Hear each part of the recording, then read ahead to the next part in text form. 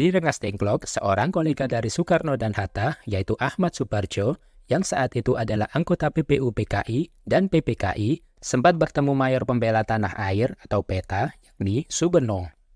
Kepada Subarjo, Subenno bertanya, apakah mungkin proklamasi diumumkan sebelum tengah malam hari itu juga?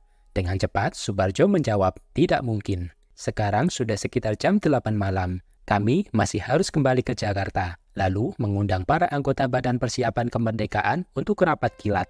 Kami khawatir harus bekerja semalaman untuk segera menyelesaikannya, kata Subarjo. Bagaimana kalau jam 6 besok pagi? Desak Mayor Subenno. Saya akan berusaha sekuat tenaga supaya selesai jam 6 pagi, tetapi sekitar tengah hari besok pasti sudah beres, ucap Subarjo. Kalau tidak bagaimana? Mayor, kalau semua gagal, sayalah yang bertanggung jawab. Tembak matilah saya, seru Subarjo. Mendengar ucapan Subarjo, golongan muda merasa teryakinkan. Akhirnya, mereka sepakat untuk membawa Soekarno dan Hatta kembali ke Jakarta. Peristiwa bersejarah ini terjadi pada tanggal 16 Agustus 1945. Rengas Dengklok sendiri adalah nama kecamatan di Kabupaten Karawang, Jawa Barat.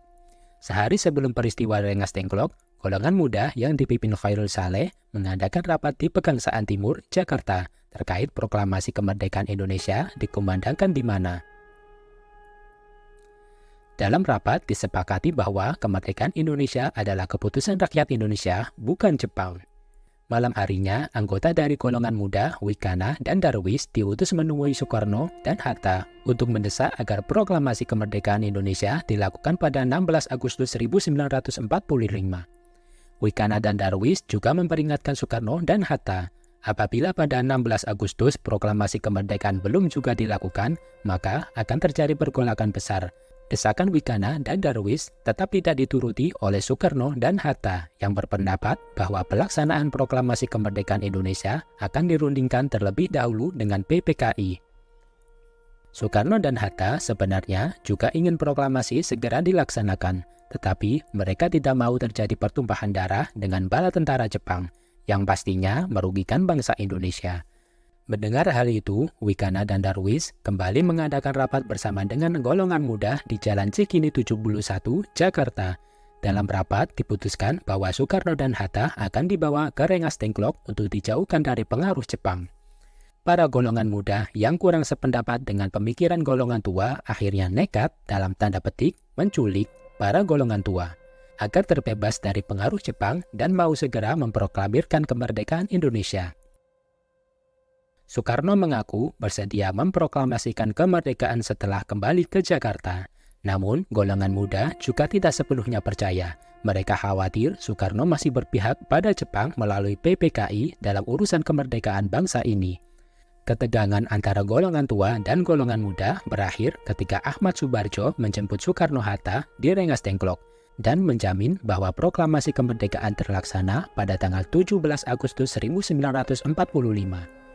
Soekarno akhirnya memilih tanggal 17 Agustus 1945 sebagai Hari Kemerdekaan Indonesia karena pada saat itu bertepatan dengan hari Jumat Legi. Menurut kalender Jawa, Jumat Legi memiliki arti Jumat yang berbahagia dan suci. Selain itu, Soekarno juga mempercayai angka 17 sebagai angka suci yang dapat memberikan harapan baik.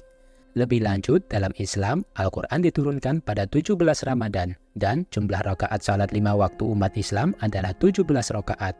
Hal inilah yang kemudian membuat Soekarno yakin bahwa 17 merupakan tanggal yang baik untuk melaksanakan proklamasi kemerdekaan Republik Indonesia. Di Jakarta, Soekarno, Hatta, Subarjo, dan beberapa anggota Badan Persiapan Kemerdekaan langsung menggelar rapat di kediaman Laksamana Tamaida yang terletak di Jalan Imam Bonjol nomor 1. Ketika itu masih disebut Jalan Miyodokori di Menteng, Jakarta Pusat. Hadir pula golongan muda dan beberapa orang lainnya dalam peristiwa bersejarah itu. Subarjo berani menjamin keamanan rapat tersebut di Rumah Maeda, lantaran dia merasa sungguh mengenal perwira tinggi Angkatan Laut Jepang itu. Di Rumah Maeda, teks proklamasi dirumuskan sedari tanggal 16 Agustus malam hingga 17 Agustus dini hari.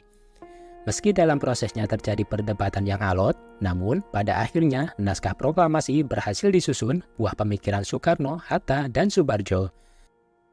Kata Soebardjo, baik angkatan tua maupun para pemuda sedianya punya tujuan yang sama, yakni memproklamirkan kemerdekaan Indonesia. Hanya saja, cara yang ditempuh masing-masing golongan berbeda langgamnya.